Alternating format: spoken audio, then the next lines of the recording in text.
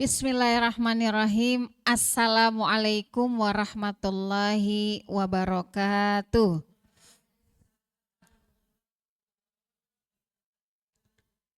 Alhamdulillahirabbil alamin.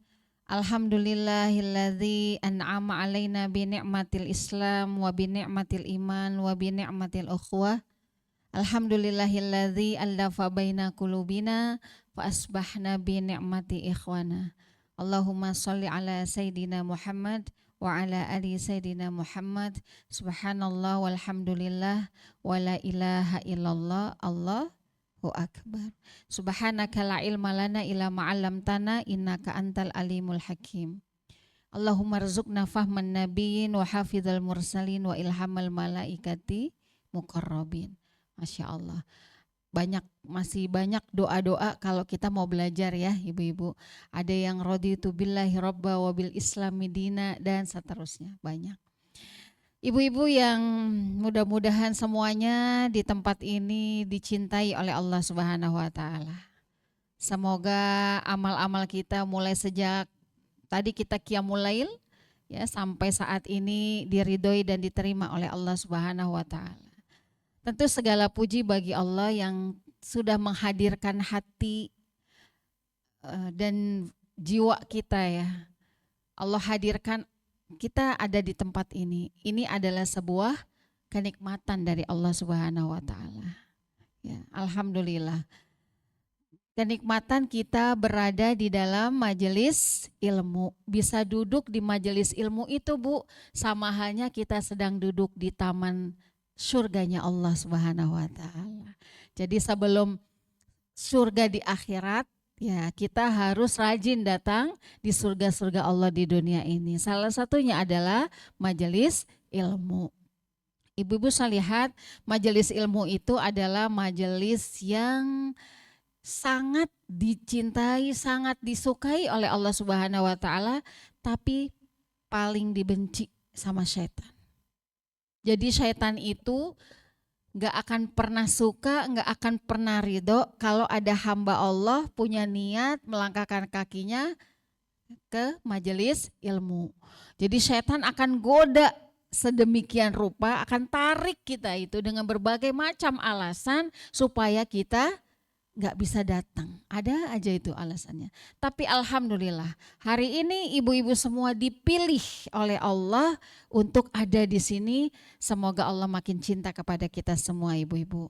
Dan semoga pertemuan ini suatu saat nanti menjadi pertemuan kita yang indah di dalam surganya Allah. Amin ya rabbal alamin. Baik ibu-ibu salihat, hari ini kita akan bahas hadis arba'in yang ke-27. Bainal bir wal ism. Ya, judulnya adalah antara kebaikan dan dosa. Kita akan bahas nanti bagaimana sih mengukur seseorang itu baik, apakah hanya dari sholatnya saja, dari ibadah-ibadahnya saja, atau dari amal-amal yang lainnya. Nah, itu dibahas di sini.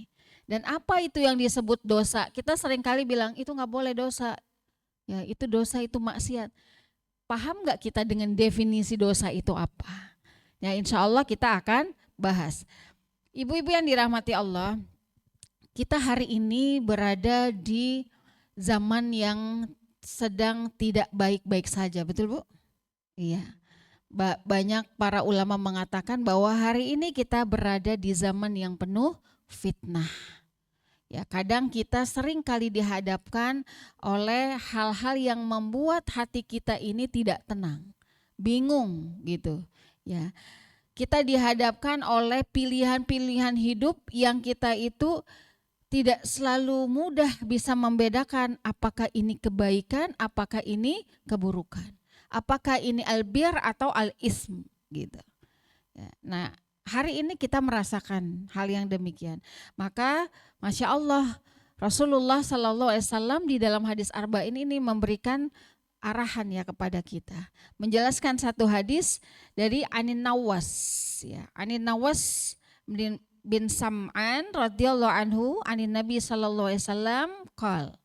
Jadi Nawas bin Sam'an radhiyallahu anhu berkata kepada Nabi, beliau mengatakan gini, al-birru husnul khuluq. Jadi yang namanya kebaikan itu adalah apa Bu? Husnul khuluq. Husnul itu baik, khuluq itu akhlak. Ya, jadi kebaikan itu adalah akhlak terpuji, kata Nabi. Wal ismu, sedangkan dosa, maha kafi nafsika wa karihta ayatoli'a alaihin nas. Dan dosa itu adalah ya, apa yang meresahkan jiwamu. Apa yang membuat hati kita itu nggak tenang, gelisah, gundah gitu ya, takut, dan kamu tidak suka kalau orang lain mengetahui, maka itulah yang disebut dengan dosa. Nah ini definisi albir wal ism. Albir itu adalah kebaikan, kata Nabi, kebaikan itu adalah akhlak terpuji. Gitu. Artinya apa? Ternyata ibu sekalian, kebaikan seorang muslim itu tidak bisa diukur hanya dari satu ibadah saja. Oh dia mah sholat, pasti dia orang baik. Belum tentu. Gitu. Tapi kata Rasul, tengok, lihat pada akhlaknya. Ya karena ibadah kita ini ada hablum minallah, ada hablum minannas. Hablum minallahnya Masya Allah, oke keren banget dah pokoknya. Dia soleha banget gitu. Tapi ternyata muamalah dengan orang lain belum baik. Ya, berarti itu belum albir. Ya, saudara-saudara kita yang hari ini berangkat ke Baitullah sedang haji gitu. Semua orang mendoakan nanti kalau pulang semoga menjadi haji yang mabrur. Mabrur itu berasal dari kata albir. Gitu. Ya, jadi mabrur itu berasal dari kata albir. Ya. Artinya nanti semoga kalau kembali kamu dalam keadaan yang baik. Baik ibadahnya, baik akhlaknya, perilakunya gitu. Nah, itu yang disebut al-mabrur. Gitu. Itu makna albir. Kemudian tadi al-ismu maha kafi nafsika.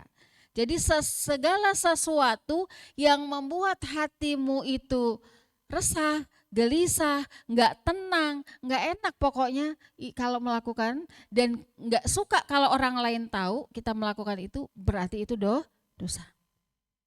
Jadi nggak perlu bertanya lagi ini dosa atau enggak ya gitu. Ketika kita dihadapkan oleh dua pilihan tuh, ini dosa atau enggak ya. Contoh, orang yang sedang saum, sedang berpuasa, enggak ada yang melihat satu orang pun. Ya, tapi tatkala siang hari dia mau minum, ya, itu pasti ada alarm dari dalam dirinya. Aduh, takut ya gitu. Walaupun enggak ada orang lihat, tapi dia tahu kalau Allah itu ngelihat, ini enggak boleh, ini dosa gitu. Karena puasa Ramadan itu wajib, apalagi ngebatalin bapak-bapak. Ya gitu. Ya, jadi ini membuat hati kalau saya minum hati saya nggak tenang, was-was, nanti ada orang yang ngelihat dan sebagainya. Gitu. Nah, berarti itu dosa. Kalau misalnya kita menipu, ya, mencuri, itu kira-kira hati kita tenang nggak, Bu? Nggak tenang. Dusta, nggak tenang dusta itu. Ibu ngebohongin suami, ngebohongin anak, segala sesuatu yang buruk dan kemudian ditutupin, walaupun itu bertahun-tahun, yang namanya al-ismu, yang namanya dosa, yang namanya keburukan, suatu saat pasti akan dikasih tahu sama Allah bahwa ini tuh dosa, kata Allah. Ya, jadi makanya segala sesuatu yang nggak baik ketika kita sembunyikan, pasti ada saat di mana Allah kasih tahu kita bahwa itu dosa, dan pada akhirnya orang lain tahu itu sesuatu yang kita sembunyikan. Nah, itu ya ibu-ibu. Itu kebaikan dan dosa.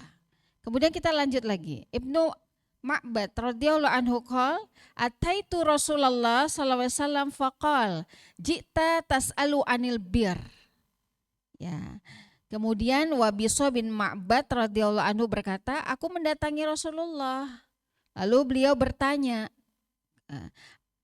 faqala ji'ta tas'alu anil bir, qultu na'am. Ya, kamu datang untuk bertanya tentang kebaikan? Aku menjawab, iya. Kemudian Rasul bersabda, yang namanya kebaikan itu adalah kamu nanya, ini baik enggak ya? Kata Nabi, istafti ala kolbika. Coba kamu tanya dari hati kamu yang paling dalam, ini tuh baik enggak gitu. Kamu minta fatwa dari hati kamu yang paling dalam, ini tuh boleh enggak ya dikerjain gitu. Ini boleh enggak ya dimakan gitu. Ya udah tahu itu makanan non halal gitu ya. Tapi kata orang-orang enak itu ramennya. Gitu. Ya, itu enak, ramennya enak, susinya enak banget di situ gitu. Tapi begitu masuk nggak ada itu logo halalnya. Walaupun logo halal mungkin nggak jaminan 100% ya ibu-ibu, tapi minimal Allah itu tahu bahwa kamu masuk ke tempat yang memang ada orang yang bertanggung jawab di situ gitu. Ya. Jadi nggak apa-apa, yang penting enak. Nah, jadi memang di sini adalah jihad kita melawan hawa nafsu. Ya. Itu. Ya, jadi kalau kita nggak mau melakukan dosa itu ya kita harus melawan hawa nafsu kita. Ya, tanyakan kepada hatimu sendiri kata Rasulullah, kebaikan itu adalah apa saja yang membuat hati dan jiwamu itu tenang, tentram, enak ngelakuinnya. Ya, ngebohongin suami misalnya Bu. Ya kan udah dikasih uang bayaran tuh untuk bayaran sekolah anak-anak misalnya gitu. Tapi ibu pakai dulu untuk belanja ke Tanah Abang. Tuh ya. Kira-kira enak nggak itu? Pakai uang itu. Kan nggak enak sepanjang walaupun ibu belanja gitu ya. Habis belanja nyesel uangnya habis gitu. Nah, sepanjang itu sepanjang ibu belum bayar itu yang namanya SPP anak. Ibu pasti akan merasakan gelisah, nggak enak. Gitu, kayak dosa, kayak punya dosa, ya memang dosa. Ya, dosa dusta gitu. Sedangkan dosa wal ismu mahaka fi nafsi wa taraddada fi sodri. Sedangkan dosa adalah apa-apa yang membuat jiwa dan hatimu gelisah meskipun orang lain berulang kali bilang enggak apa-apa. Boleh enggak ya saya?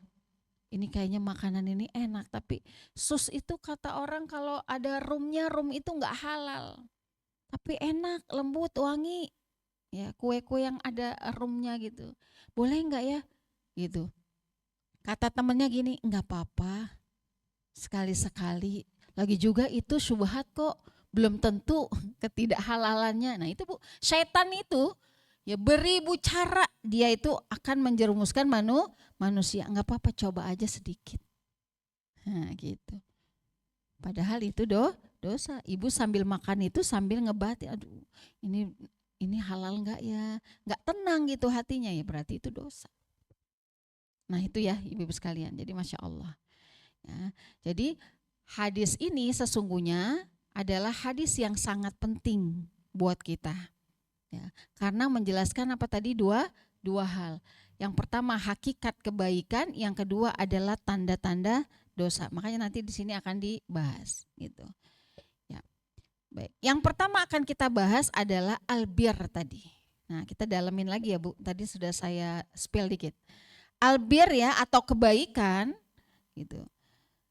Albir itu seluruh bentuk ketaatan kepada Allah yang mendatangkan kebaikan dan juga dia merupakan akhlak terpuji. Ya. Di surat Al-Baqarah, ibu-ibu kalau yang bawa Quran boleh dibuka ayatnya 177. Ayat ini menjelaskan bahwa orang baik itu bukan yang sholat saja, tapi orang baik itu banyak ciri-cirinya. Kita buka ya Bu, Al-Baqarah 177. Ya, jadi kita jangan mudah percaya, dia mah nggak mungkin bermaksiat, nggak mungkin dia korupsi, nggak mungkin dia berzina, nggak mungkin dia ngebunuh, soalnya kan dia rajin sholat gitu. Belum tentu. Maka Allah jelaskan kepada kita dalam Al-Baqarah ayat 177. Ya. Allah berfirman, bismillahirrahmanirrahim, laisal birro. Kata Allah, kebaikan itu bukannya antuwallu wujuhakum qibalal masyriqi wal maghrib. Bukanlah kamu menghadapkan wajahmu ke barat, ke timur, kamu sholat menghadap kiblat gitu ya. Bukan. Walakinnal birro. Tapi kebaikan itu kata Allah ada ciri-cirinya orang yang baik. Pertama, man amana billah. Ya, dia beriman kepada Allah. Sejak dilahirkan sampai dia wafat, dia beriman yakin kepada Allah Subhanahu wa taala dan mentaatinya. Yang kedua, wal yaumil akhir. Dia yakin bahwa satu saat nanti kita akan berjumpa dengan yaumul akhir, hari akhirat. Karena dia yakin, maka hari ini selama Allah kasih nikmat hidup, dia persiapkan hidup itu untuk satu harinya nanti berjumpa dengan Allah Subhanahu wa taala. Dia persiapkan dirinya untuk hari kiamat. Ya, di mana pada hari kiamat itu kan manusia semua dihisab, dimizan, ditimbang lewat jembatan Sirat ya dan seterusnya. Jadi yakin sehingga dia mempersiapkan hari ini. Adapun orang-orang yang tidak yakin akan adanya hari akhir, ibu-ibu sekalian, ya dia hari ini ya senang-senang aja, lalai gitu ya, nggak taat sama Allah. Beda dengan kita insya Allah, yang kita yakin bahwa kematian itu ada, alam kubur itu ada, kemudian hari kiamat itu ada, maka kita persiapkan. Gimana caranya bisa wafat dalam keadaan husnul khotimah? Gimana caranya ketika di alam barzah kita mendapatkan nikmat kubur? Gimana caranya pada saat di akhirat nanti, pada hari kiamat nanti gitu ya, kita bisa mempertanggungjawabkan semua amal-amal kita. Kita pikirin, kita cari ilmunya, terus kita coba praktekin satu-satu. Nah itu. Ya, itu orang yang yakin dengan hari akhir. Kemudian yang ketiga, dia beriman kepada malaikat. Dia beriman kepada malaikat bahwa setiap hari ada malaikat rahmat datang ke rumah kita. Bilang sama Allah, ya Allah ini hambamu pagi ini sudah bersedekah, maka tambahkanlah rizkinya hari ini. Ya Allah, aku datang ke rumah hambamu, tapi hambamu ini bakhil, pelit. Ya, maka tahanlah rezekinya. Itu setiap pagi Bu, ba'da subuh, malaikat rahmat turun, datang hadir di rumah kita. Ya, Masya Allah. Terus kita yakin ada Rokib dan Atid. Bukan namanya Rokib Atid, tapi tugasnya.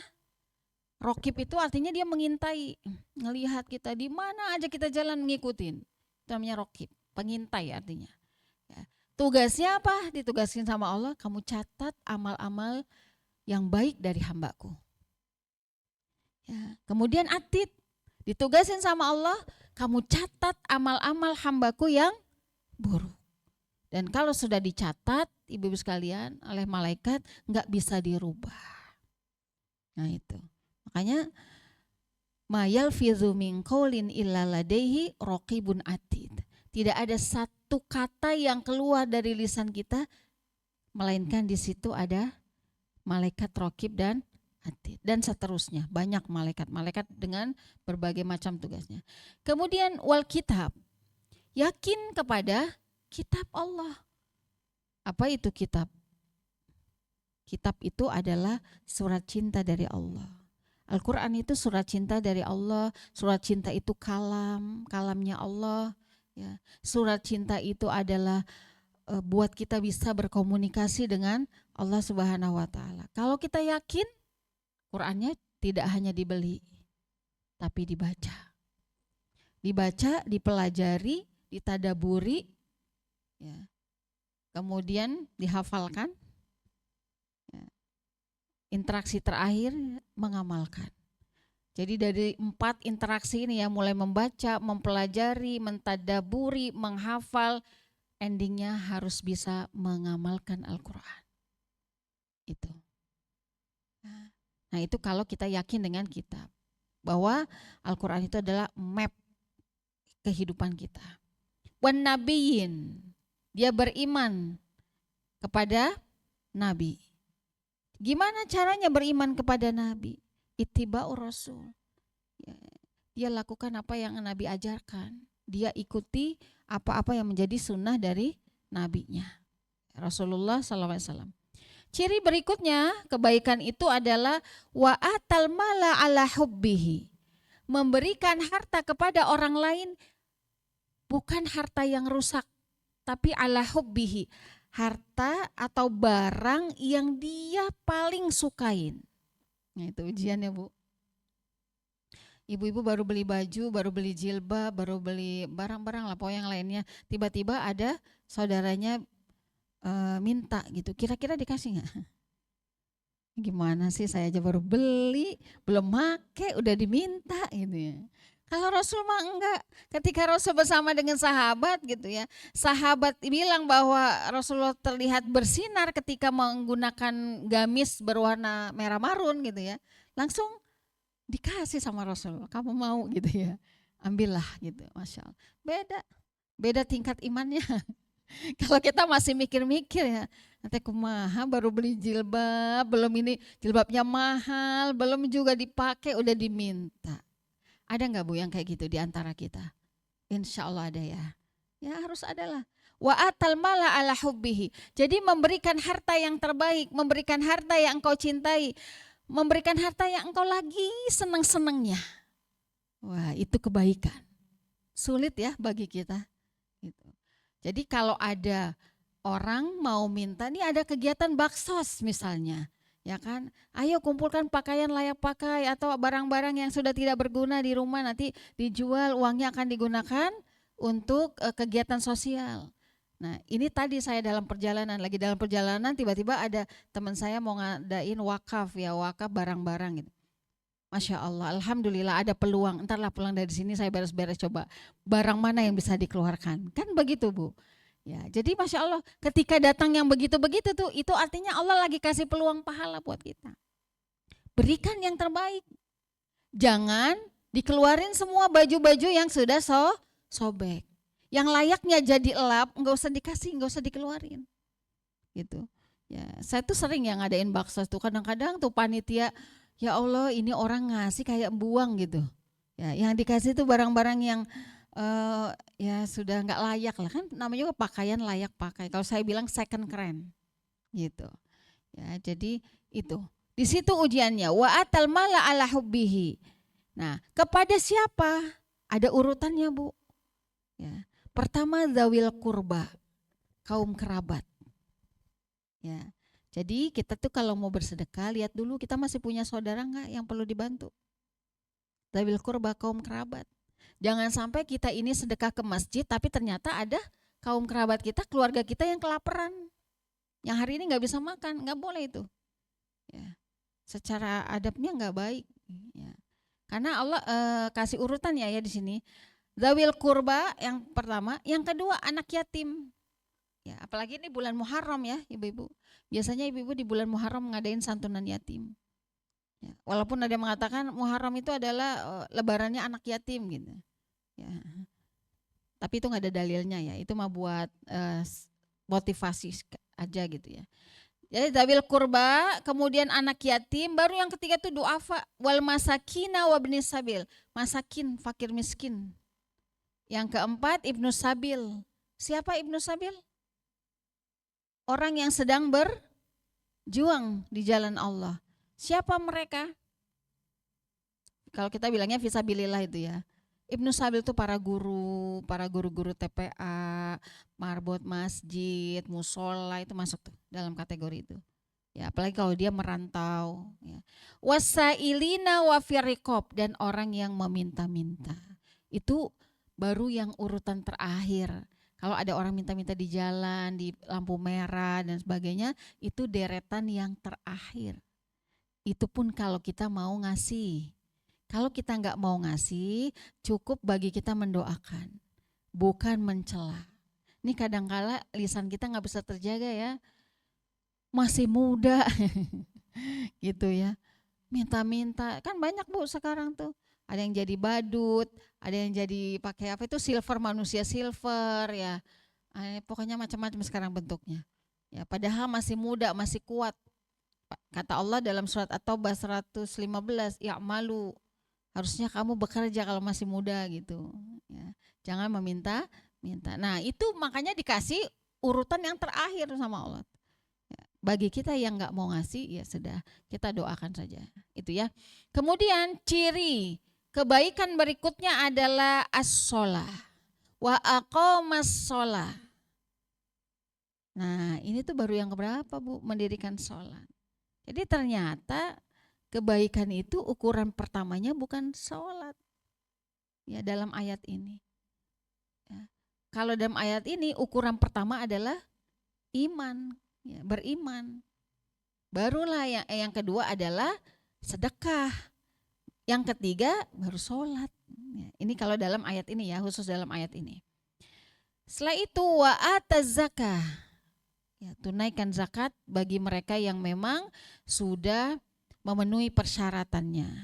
Ada 2 syaratnya, nisabnya sudah ada, kemudian sudah 1 haul ya, kepemilikannya sudah 1 tahun.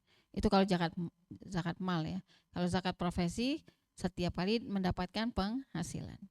Kemudian wal mufuna bi ahdihim idza ahadu. Dia menepati janji apabila dia berjanji. Ya. Salasa min alamatil munafiq. Ibu masih ingat nggak tanda-tanda orang munafik itu ada 3. Seringkali dibahas ini oleh ustadz-ustadz. Yang pertama, iza hadasa kadzaba. Kalau dia bicara dusta. Ya, kalau dia bicara dusta. Yang kedua, wa iza wa'ada. Kalau dia berjanji ingkar. Yang ketiga, wa idza ikhtalafa, kalau wa idza tumina, kalau dia diberi amanah khianat. Nah, itu. Semoga kita termasuk orang-orang yang menepati janji kita kepada Allah. Apa itu? Inna sholati wa nusuki wa mahyaya wa mamati lillahi rabbil alamin. Itu janji kita kepada Allah, ibu-ibu. Ya. Dilanjut ya. Was-sabirina fil ba'sa'i wad-dharra wa hinal ba's. Sabar. Ya. Masya Allah, kebaikan itu ukurannya itu luas banget ya. Sabar. Dalam kondisi lapang maupun dharra. Dharra itu sulit, sempit. Ya. Gitu. Wa hinal ba's. Ba's itu dalam kondisi terpuruk lah. Gitu ya. Doro yang keterlaluan namanya ba's. Ulaikal ladzina shadaqu wa ulaika humul muttaqun. Nah, kalau orang hamba Allah punya ciri-ciri yang tadi di atas, maka kata Allah mereka itulah orang-orang yang siddiq. Mereka itulah orang-orang yang benar keimanannya. Wa ulaika humul muttaqun, dan mereka itulah orang-orang yang bertakwa. Ini versi takwa di hadapan Allah Subhanahu wa Ta'ala. Ini kebaikan. Ya. Jadi Masya Allah, kembali lagi ya ibu-ibu. Jadi apa itu albir? Ya, kebaikan yang banyak tadi ya ciri-cirinya. Ya. Jadi kebaikan itu bukan simbol atau ritual gitu ya, bukan. Tetapi kebaikan itu mencakup ibadah, kemudian keimanan dan akhlak. Ya. Nah, ibu sekalian, di dalam hadis ini ya, Rasulullah menyebutkan ya, berbagai macam akhlak-akhlak yang baik. Ya, saya nggak baca satu persatu ya. Di antaranya ini sudah saya resum ya. Di antaranya adalah birrul walidain. Nah, birrul walidain itu asal katanya albir tadi, artinya kebaikan. Berbuat baik atau berbakti pada orang tua. Gitu. Ya, banyak ya akhlak-akhlak di sini. Nah, kenapa Rasulullah menyebutkan akhlak? Karena akhlak itu adalah buah dari keimanan seseorang. Akhlak itu buah dari keimanan seseorang. Insya Allah kalau iman kitanya baik, iman kitanya benar, iman kitanya lurus, itu akan terlihat dari akhlaknya. Ya, tutur katanya, sikapnya, kesabarannya, kepeduliannya, cara memperlakukan orang lain, semua terlihat. Oh, ini si fulan Masya Allah ya, karena dia keimanannya baik gitu. Ya. Kemudian saya ambilkan dari satu hadis yang lain, Rasulullah bersabda, "Inna min ahabbakum ilayya wa aqrabikum minni majlisan yaumal qiyamah ahasinukum akhlaqan." Jadi orang yang paling aku cintai dan paling dekat tempat duduknya denganku pada hari kiamat nanti, kata Rasul, mereka adalah orang yang paling baik akhlaknya. Bukan paling banyak sholatnya, bukan, tapi paling baik akhlaknya. Tepat ya ibu-ibu, kita sudah di tahun baru 1448 Hijriah, bertransformasilah ke tempat yang lebih baik. Ayo kita kita perbaiki, kita tingkatkan cara kita beribadah kepada Allah, cara kita bermuamalah dengan manusia, kita perbaiki semuanya. Mumpung kita masih di awal tahun. Jadi capaian-capaian kita di 1447 yang belum tercapai, ayo. Misalnya saya belum sabar, tulis lagi, ada di dream kita 1 tahun ini, di catatan kita 1 tahun ini, sabar. Ikhlas kita kemarin, waduh kayaknya belum berhasil, tulis lagi ikhlas, berarti harus perbaiki sabar, harus perbaiki ikhlas. Ya. Kemarin masih suka marah-marah misalnya gitu, berarti tulis jangan marah-marah gitu. Nah, saya ajarkan diri saya dan anak saya kayak gitu ketika kemarin ya 1 Muharram itu. Ayo, hal apa yang mau kita perbaiki di 1448 Hijriah? Kemarin baca Qur'annya sehari baru 1 juz, berarti 1448 harus ditambah dong. Kalau sama dengan kemarin berarti nggak baik. Ya. Kalau lebih kurang berarti celaka. Kalau lebih banyak berarti kamu beruntung. Nah, tambahin targetnya. Kemarin 1 juz sehari, sekarang 2 juz atau 1,5 juz lain. Kemarin nggak baca Quran, sekarang baca Quran. Kemarin baca Qurannya 1 halaman, sekarang 1 lembar. Pokoknya dibikin meningkat lah. Gitu. Ibu harus tulis, taruh tempel di kamar. Resolusi apa yang mau dibuat ya 1448 ini gitu. Ya, ternyata Masya Allah kita dikasih hadis tentang kebaikan dan dosa. Maksudnya adalah bisa jadi kata Allah, ayo kamu tingkatkan supaya jadi orang baik dan tinggalkan dosa. Gitu. Ya, itu ya ibu. Ya, baik, yang berikutnya adalah di antara akhlak-akhlak yang mulia, ya sebelum sebentar lagi kita bahas tentang dosa. Pertama adalah akhlak kepada Allah. Akhlak kepada Allah apa? Harus ikhlas, ibadahnya harus ikhlas. Baca Quran, qiyamul lail, datang ke majelis ilmu tuh harus ikhlas. Walaupun mungkin ada undangan dari ibu ketua. Itu mah perantara aja. Ibu lihat undangan di flyer, ya itu mah hanya perantara aja, manusia yang bikin. Tapi sesungguhnya yang buat ibu bisa datang ke tempat ini Allah. Yang gerakin hati kita ke tempat ini Allah. Yang jalanin kaki kita ke tempat ini Allah. Kalau Allah enggak mengizinkan, mustahil kita bisa ada di tempat ini, maka bersyukur. Ya. Nah itu ya, jadi ikhlas. Karena orang yang ikhlas dia akan punya rasa syukur yang besar. Ya. Kalau orang sudah punya rasa syukur yang besar, maka dia akan sabar. Kalau dia sudah sabar, endingnya apa? Ridho dengan takdirnya Allah. Nah itu. Jadi tingkatan yang paling rendah adalah ikhlas. Kedua, syukur. Ketiga, sabar. Kenapa orang mampu sabar? Ya karena hatinya penuh dengan syukur. Jadi dia sabar.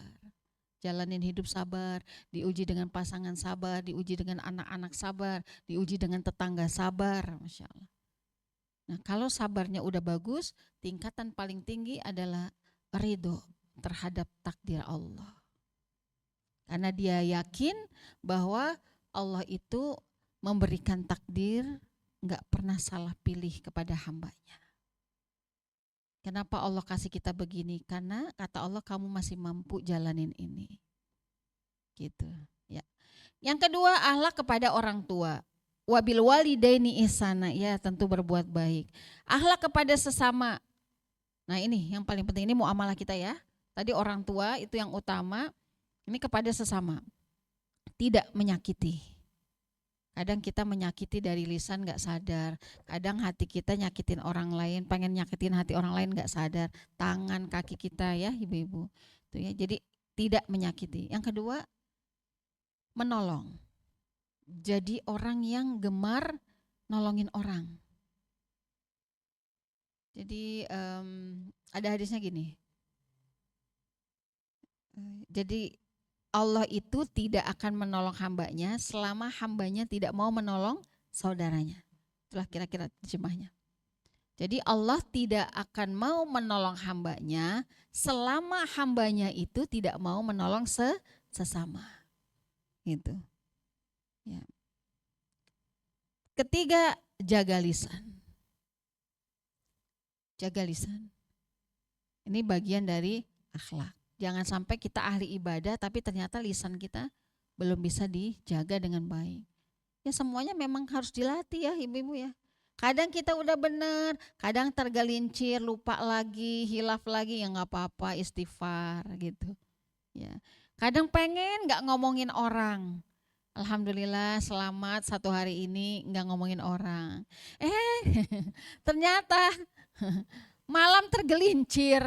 Ya Allah, udah di apa ya, udah di eman-eman gitu. Udah disayang-sayang. Ya pokoknya dijaga betul nggak ngomongin orang. Begitu malam datang tamu ke rumah. Ya aduh, berat ini. Ya, makanya kenapa sebelum tidur kita muhasabah. Muhasabah. Ya, yang keempat memaafkan. Ya, ini di antara akhlak terhadap sesama manusia. Ya. Yang berikutnya akhlak dalam rumah tangga. Rasul bersabda, khairukum li ahli. Sebaik-baik kalian adalah yang paling baik bagi keluarganya. Ya, itu yang paling pertama ya, ibu-ibu. Itu kebaikan. Ya, bagian kedua adalah kita bahas dosa, al-ismu. Ya. Apa itu dosa? Rasul bersabda tadi ya dalam hadisnya, wal ismu mahaka fi sodrika. Dosa itu adalah sesuatu yang menggelisahkan hatimu, yang membuat hatimu tidak tenang, was-was, takut ketahuan, takut dilihat sama orang lain, nggak suka gitu. Ya, kalau kita lihat dari katanya, haka itu Bu artinya mengganjal, mengusik, menimbulkan kegelisahan. Nah itu haka ya, gitu ya.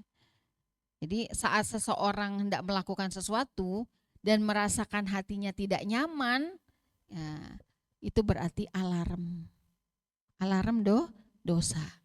Ya. Kalau masih sadar bahwa itu dosa, berarti hatinya hidup. Tapi kalau ada orang yang melakukan dosa, biasa aja, nggak merasakan itu dosa, berarti hatinya mati. Bukan sakit lagi, mati. Ya, kalau sakit masih bisa disembuhin, tapi kalau udah mati, nggak bisa diapa-apain lagi. Dibilang puasa Ramadan itu wajib bagi laki-laki, ya, dia nggak jalanin. Sholat itu wajib 5 waktu itu, ya, tapi dia nggak jalanin. Udah dikasih tahu begini-begini, dengan 1000 cara, tapi belum juga mau sholat. Misalnya, belum juga mau puasa di bulan Ramadan. Nah itu berarti mati. Jadi terhadap ibadah-ibadah wajib aja, dia tinggalkan dengan enaknya gitu. Nggak merasa bahwa itu dosa, berarti hatinya mati. Nah itu. Surat Ar-Rum ayat 30, fitratallahi allati fataran nasa 'alaiha. Tetaplah atas fitrah Allah yang telah menciptakan manusia itu menurut fitrahnya. Apa fitrahnya manusia? Manusia itu fitrahnya pengen tenang. Ya Bu, nyaman, tentram, Masya Allah, beribadah kepada Allah. Apalagi mohon maaf kalau kita sudah di usia yang senior. Kita semua di sini insya Allah senior kan, ada yang 18 tahun, ada yang kecil itu 10 tahun.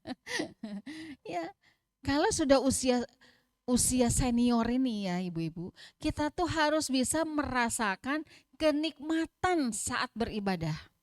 Jadi levelnya itu bukan lagi beribadah, bukan. Tapi gimana caranya ibadah itu bisa nikmat gitu. Tapi kalau kita belum merasakan itu, sementara kata Nabi, kebanyakan usia umatku itu sitina sana, 60 tahun. Di usia 55, di usia 60 atau kurang dari 60 gitu ya. Kita belum merasakan ibadah itu nikmat, berarti ya kita harus kerja keras. Cari gimana caranya supaya bisa nikmat. Nah itu. Ya. Jadi memang kalau sudah di usia senior itu ya kita harus lebih dekat ya, lebih dekat gitu sama Allah. Ya udahlah nggak usah ngapa-ngapain, pokoknya kita tinggal ibadah aja, sudah pensiun mau ngapain lagi, ya udah wakafkan dirinya untuk Allah. Ya, wakafkan dirinya untuk Allah. Ya kan? Semua kebaikan pengajian sana sini datang cari ilmu gitu ya. Terus baca Qur'annya dibanyakin, sholatnya dibanyakin gitu. Nah itu. Ya, ya. Kalau orang sudah 70 tahun, Masya Allah itu bonusnya banyak ya dari Allah. Kadang-kadang dia dikasih rukhsah akhirnya gitu. Ya, apalagi kalau dia sudah, mohon maaf, sudah apa Bu, hilang daya ingat itu apa namanya? Pikun atau istilah ininya? Ya, amnes gitu ya. Nah itu. Atau demensia gitu. Ya, maka sekarang ibu-ibu kita masih sehat, alhamdulillah. Ayo dikencengin ini ibadah kita. Ya. Jadikan semua itu ibadah rutin yang kalau bisa kita pengen lakuin terus ya Allah, kecuali sakit. Sakit pun juga kalau misalnya bisa tetap kita mau lakuin gitu. Ya. Ya. Baik. Terakhir, ciri-ciri dosa. Menurut hadis nih ya. Kalau di sini disebut tanda dosa itu ada dua, ada yang terlihat di dalam, ada yang terlihat di luar. Kalau di dalam membuat hati tidak tenang, kalau yang di luar nggak suka kalau diketahui oleh orang lain. Nah, ciri-ciri dosa ya, yang pertama ada kegelisahan saat melakukannya. Tuh. Ya. Kalau di sini kan disebut ya Imam Nawawi, tanda dan sifatnya di dalam dan tanda yang di luar. Kalau di dalam buat hati nggak tenang, kalau di luar nggak suka kalau dilihat oleh orang lain. Ini saya tambahkan. Ya, jadi ciri-ciri dosa yang pertama ada kegelisahan di dalam hati saat melakukannya. Itu udah so pasti dan yang bisa tahu kita sendiri. Orang lain nggak tahu. Nah, ya. Terus yang kedua, tidak suka jika diketahui orang. Wakarihta ayat tolia alaihinas, dan engkau tidak suka jika manusia mengetahuinya. Tapi kenapa engkau suka kalau Allah mengetahuinya? Itu kan pertanyaan. Kamu nggak suka dilihat sama orang, tapi kan sesungguhnya Allah terlebih dulu yang lihat gitu. Nah, itu. Ya. Jadi kalau ada perbuatan yang membuat kita itu takut ya diketahui oleh orang lain, ya itu harus waspada kita. Bisa jadi ini perbuatan dosa. Nah itu. Ya, semoga hati kita ini peka ya ibu-ibu. Rasulullah bersabda, innal abda idza akhta'a khati'atan ya nukita fi qalbihi naktahu sauda. Jika seorang hamba melakukan dosa, maka ditorehkan titik hitam ke dalam hatinya. Semoga hati kita semoga masih peka dengan yang namanya dosa. Ya, gitu. Kalau tidak peka, ciri-cirinya apa? Tidak merasa bersalah, tidak malu bermaksiat, ya, terus sulit menerima nasihat orang lain gitu. Nah, itu berarti hatinya nggak peka. Nah, itu adalah dosa ya ibu-ibu. Baik, poin yang terakhir, mayustafadu minal hadis. Pelajaran apa yang kita bisa ambil dari hadis ini? Ya. Yang pertama, ibu sekalian, ukuran kesolihan bukan dari penampilan semata. Ya. Jadi ukuran kesolihan pertama bukan dari penampilan semata. Jilbabnya syar'i, ya. Kemudian ibadahnya kencang, ya. Tapi ternyata lisannya seringkali menyakiti hati orang tua. Lisannya seringkali menyakiti hati suami, lisannya seringkali menyakiti hati anak-anak, siapapun orang yang ada di sekitarnya. Ya, itu bukan di situ ukurannya. Ya. Jadi ukuran kesolihan bukan dari penampilan, tetapi dari akhlak yang terpuji. Yang kedua, hikmah dari hadis ini, Ibu sekalian, jaga hati kita dari dosa-dosa yang seringkali diremehkan. Kalau dosa besar kita udah tahu, itu kita tinggalkan lah. Apa tuh Bu? Dosa besar, syirik, terus berzina, riba, membunuh, aklu malal yatim, makan harta anak yatim, terus sumpah palsu, ya, membunuh dah ya tadi ya. Ya, sumpah palsu, terus menuduh wanita baik-baik berzina. Nah itu kita insya Allah nggak lakukan itu. Tapi ternyata banyak dosa-dosa kecil yang seringkali kita remehkan. Apa contohnya? Ria. Ria. Apa itu ria? Ada Ibu Ria nggak di sini?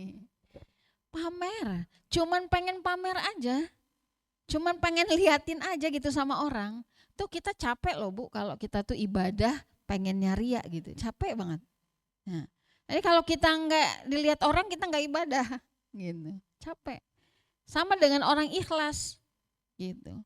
Ya kalau kita ibadah nggak ikhlas capek, nggak dapat apa-apa. Ya, ini. Jadi ria, pengen dilihat orang. Apa yang dilihat? Ya apa aja yang ada di dalam dirinya, apa saja yang sedang dia lakukan, pengen dilihat sama orang, pengen orang itu bilang keren ya kamu, gitu. Jadi pengennya pengakuan manusia bukan pengakuan Allah gitu. Rugilah ya kita gitu. Terus yang kedua ujub, kan ini temennya nih Bu Besti, bukan ujub, bukan sombong, ntar sombong yang ketiga. Ujub itu ngebanggain dirinya. Ya, ngebanggain dirinya. Orang nggak nanya aja dia ngomong sendiri gitu ya. Itu ujub. Ya. Nah kalau orang udah ria, udah ujub gitu ya, merasa bangga bahwa dirinya hebat dan sebagainya, pastilah dia akan sombong. Apa itu sombong? Batorul haq wa ghamtun nas, kata Rasul. Jadi sombong itu dia cuma merasa dirinya yang hak, yang paling benar, paling soleh, paling kaya, paling cantik, paling pokoknya paling. Ya. Wa ghamtun nas, dan dia remehkan orang lain. Kata dia, ih lu mah nggak levelan dah sama gue gitu. Nah itu orang sombong tuh Bu, nggak level. Baca Qurannya berapa sehari? Ya saya mah baru 1 halaman. Wah nggak level kamu sama saya. Saya 1 hari itu minimal 5 juz loh. Ya. Itu mah hilang amal Bu kalau kayak gitu. Itu biasa tuh kalau orang ujub tuh nanti orang ria ujub larinya pasti ke sombong. Ya. Terus hasad. Nah, ini penyakit yang susah banget nih. Kalau udah nempel dalam hati kita. Hasad, iri, dengki. Apa itu definisinya?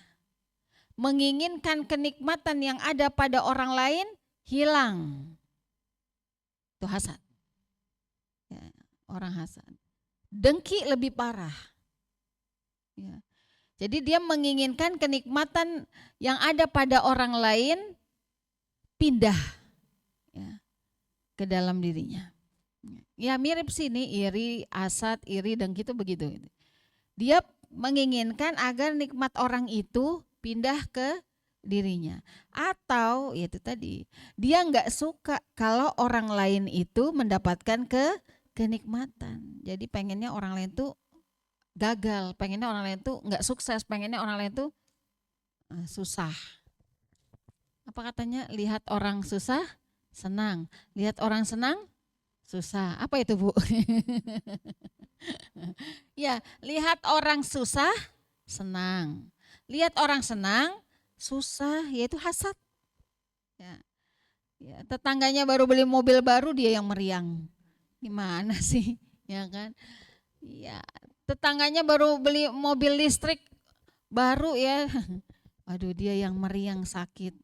Ya, kambuh sampai masuk rumah sakit. Karena mikirin, kok bisa ya, itu kan harganya mahal. Dia padahal pekerjaannya kayak gitu. Dia belinya gimana ya caranya? Terus dipikirin tuh, orang kalau punya hasad tuh kayak gitu. Ya. Buat apa gitu? Capek nggak sih? Capek ya? Capek. Terus ghibah. Ini juga termasuk dosa yang diremehkan. Hati-hati dengan ghibah. Nah, makanya kita kalau lagi ngobrol sama orang, kita pengen ceritain orang, kasih solusinya apa? Supaya itu nggak masuk dalam ranah ghibah. Jangan sekedar pengen ceritain aja, jangan. Tapi gimana caranya kita bisa tolong dia ya? Kita bantu dia yuk gitu. Nah, itu. Baik, itu yang kedua. Yang ketiga, pelajaran yang ketiga, jadikan hati sebagai alarm keimanan. Ya. Jadi jika hati mulai gelisah, nggak enak ya ibu-ibu, gundah gulana, maka segeralah evaluasi diri. Kenapa ya satu pekan ini kok males banget? Kenapa ya satu pekan ini kok berat banget bangun malam tahajud? Kenapa ya satu pekan ini kok nggak baca Quran cuma satu halaman? Kenapa ya? Kenapa ya? Tanya pada diri kita sendiri tadi kan. Istaufa ala kolbik, minta fatwa dari dalam diri kita. Ini kenapa? Kalau kata Imam Syafi'i, beratnya Imam Ghazali ya, beliau mengatakan beratnya seseorang itu melakukan ketaatan kepada Allah karena dosa-dosa yang membelenggunya. Oh, berarti banyak dosanya kali. Kalau banyak dosa gimana caranya? Ya segera bertobat kepada Allah. Allah itu nggak pernah bosan dengerin istighfar hambanya, Bu. Allah nggak pernah bosan dimintain terus sama hambanya. Ya Allah maafin, ya Allah ampuni, ya Allah. Allah nggak pernah bosan. Oh berarti kita istighfarnya kurang. Ya itu alarm keimanan itu. Ya. Jadi jadikan hati kita ini sebagai tadi alarm keimanan. Ketika sudah mulai nggak enak, hati gelisah, gundah gulana, serba salah gitu kan, ibadah banyak ketinggal, pokoknya rusaklah itu semua. Segera evaluasi diri. Berarti ada yang salah hubungan kita dengan Allah. Mungkin istighfarnya kurang. Istighfarnya baru sehari 100. Oh berarti harus saya tambahin kali ya. Tambahin lagi lah 200 tapi kayaknya belum tenang, tambahin lagi 300. Ya, bahkan ada orang-orang hebat gitu ya yang mewiridkan istighfar itu sehari sampai 5.000, 4.000, 10.000 bahkan ada gitu. Ya, kenapa? Karena dia tahu dosa yang diperbuat setiap hari lebih banyak daripada kebaikan yang dilakukan. Nah, itu. Baik, yang terakhir ya hikmahnya dari hadis ini perbanyak istighfar. Tadi udah di-spill ya. Perbanyak istighfar. Karena istighfar membersihkan noda-noda hitam yang ada di dalam hati kita. Wa tubu ilallahi jami'an ayyuhal mu'minun, kata Allah, la'allakum tuflihun. Bertaubatlah kalian semua kepada Allah wahai orang-orang yang beriman, la'allakum tuflihun, supaya kalian muflih, supaya kalian beruntung. Ya. Supaya kalian bahagia, supaya kalian sukses, supaya kalian menang. Ya, itu makna dari tuflihun gitu ya, bukan hanya beruntung saja. Ya, jadi taubatlah kepada Allah agar kalian hatinya tenang ya. Jadi muflihun, beruntung itu salah satu orang beruntung itu cirinya dia memiliki hati yang tenang. Masya Allah ya ibu-ibu. Jadi ini buat muhasabah ya, buat diri kita, buat saya terutama yang menyampaikan. Apakah ibadah-ibadah kita selama ini sudah melahirkan akhlak yang baik atau belum? Apa iya kita udah seimbang antara hablum minallah dengan hablum minannas gitu ya. Kita evaluasilah ya. Kalau ibadah kita belum mampu memperbaiki akhlak kita, berarti ibadah kita harus diperbaharui ya, keikhlasannya, kesabarannya gitu. Jangan-jangan selama ini kita ibadah cuma sekedar menggugurkan kewajiban. Padahal mah bukan, Bu. Ya, ibadah itu kebutuhan kita. Seperti kita butuh makan setiap hari. Nah, itu kita bisa nikmat tuh. Ya, kita bisa nikmat kalau kita menjadikan ibadah itu kebutuhan. Wallahu a'lam bishawab. Ibu sekalian, ini hikmah ya dari hadis yang ke-27. Jadi hablum minallah, hablum minannas. Ya, semoga kita termasuk orang-orang yang terus ya dibimbing oleh Allah Subhanahu wa taala, diberikan petunjuk, diberikan hidayah agar bisa melakukan ketaatan kepada Allah secara benar, secara ikhlas gitu ya. Dan hingga kita mendapatkan ganjaran-ganjaran atau pahala-pahala yang diridhoi oleh Allah Subhanahu wa taala. Ya, amin. Silakan.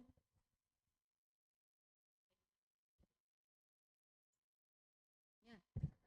Oke. Ya. Salamatus sodar. Langsung jawab? Ada lagi? Ya. Satu lagi Bu, boleh.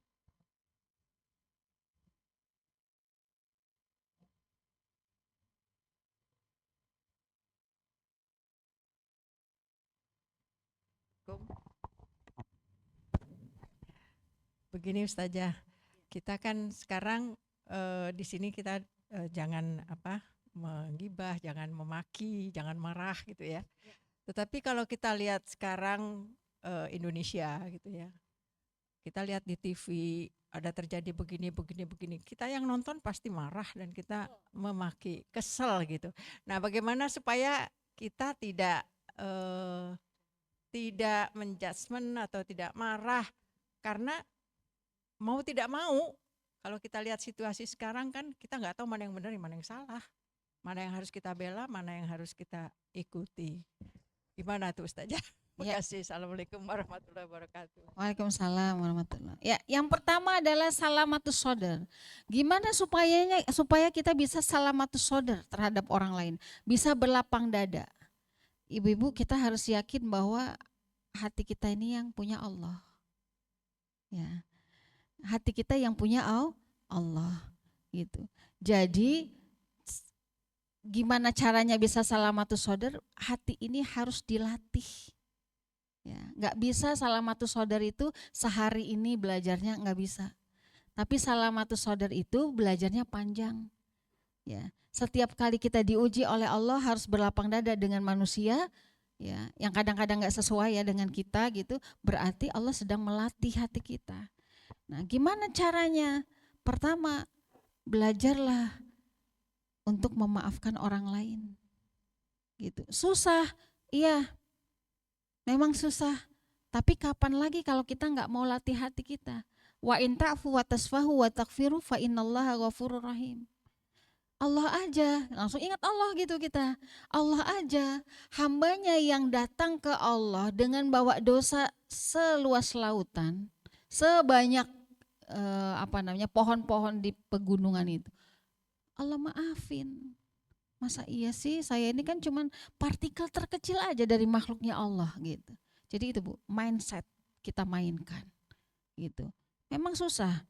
Surat An-Nur ya, hendaklah mereka memaafkan dan berlapang dada. Tidakkah kalian ingin Allah mengampuni kalian? Nah, kalau saya meyakini bahwa setiap kita lapang dada gitu terhadap saudara kita, memaafkan saudara kita, saya yakin di situ juga dosa-dosa kita diampuni oleh Allah. Walaupun belajarnya panjang, nggak sehari. Ya. Nah, gimana ngontrolnya? Istighfar. Astagfirullahaladzim, astagfirullahaladzim. Udah itu nangis. Itu kalau saya. Nangis, ya Allah saya nggak mau keluarin kata-kata yang nggak bagus, saya nggak mau celah dia, saya nggak mau apain dia, saya cuma pengen nangis aja gitu. Saya lagi belajar supaya saya bisa maafin dia. Setelah itu selesai, gitu. Ya, jadi nggak usah ngajak berantem, nggak usah, gitu. Orang pernah fitnah saya, pernah omongin saya atau pernah ngapain kita lah gitu ya Bu, berbuat jahat pada kita. Jangan pernah punya pikiran kita bales, jangan. Kalau kita punya pikiran balas, terus apa bedanya kita sama dia? Ya. Tapi kalau ibu pengen nangis, gak apa-apa nangis. Nangis ke Allah gitu, ya Allah, saya tuh lagi diginiin sama orang, ya Allah, kenapa ya Allah? Apa mungkin dosa-dosa saya, ya Allah? Terus latih Bu, hati ini latih. Kalau nggak dilatih, nggak bisa. Nah itu ya, Bu Lina ya. Terus yang kedua, berhusnuzon kepada Allah, berhusnuzon kepada orang, ya gitu.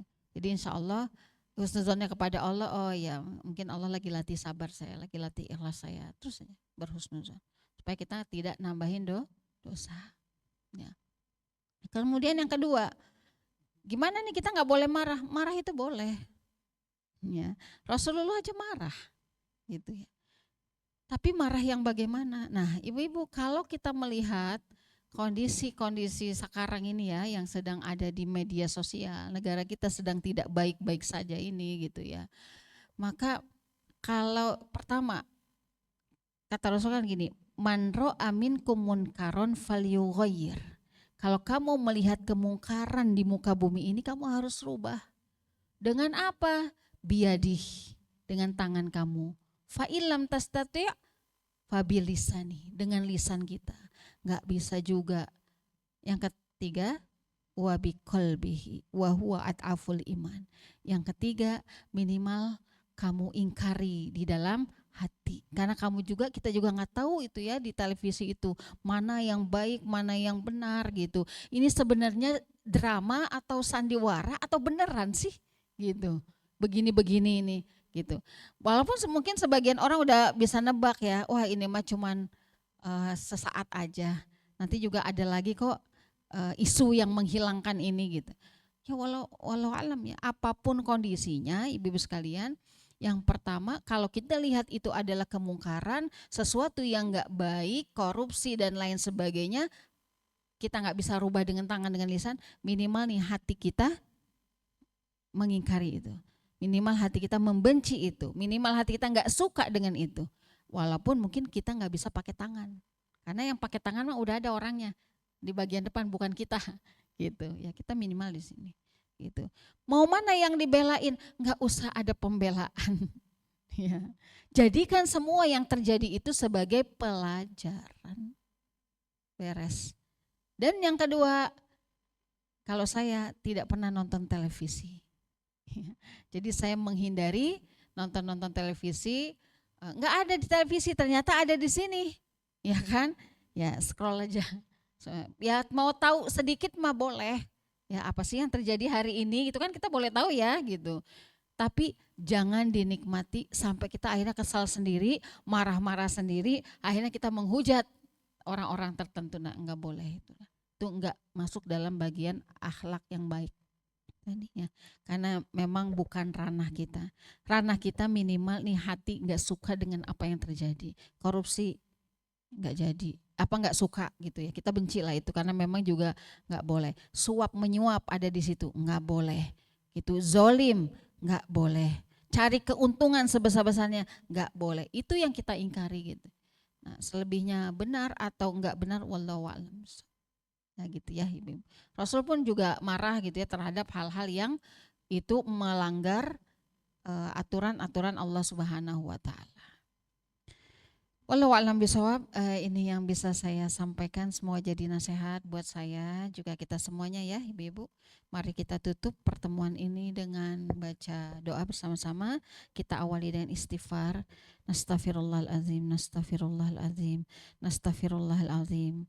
Alladzi la ilaha illa huwal hayyul qayyum wa atubu ilaih.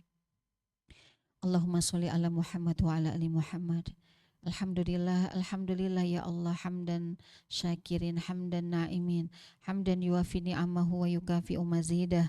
Ya Rabbana lakal hamdu kama yanbaghi li jalali wajhikal karim wa azimi sultanik.